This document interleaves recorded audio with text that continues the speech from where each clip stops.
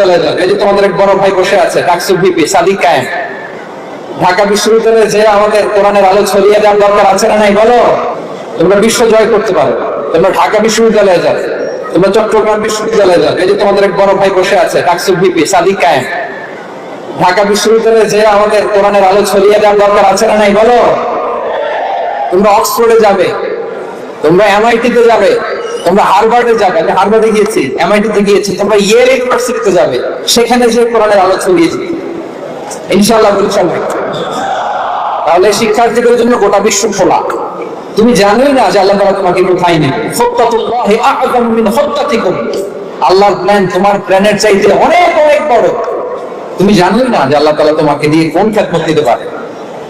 So আমরা যেন তাদাব্বুরে কোরআন করি, কোরআনে যে আল্লাহ জেমস গুলো দিয়েছেন এগুলোর সাথে নিজেদের অ্যাটাচমেন্ট যেন আমরা বাড়াই, একটু একটু করে যেন করি।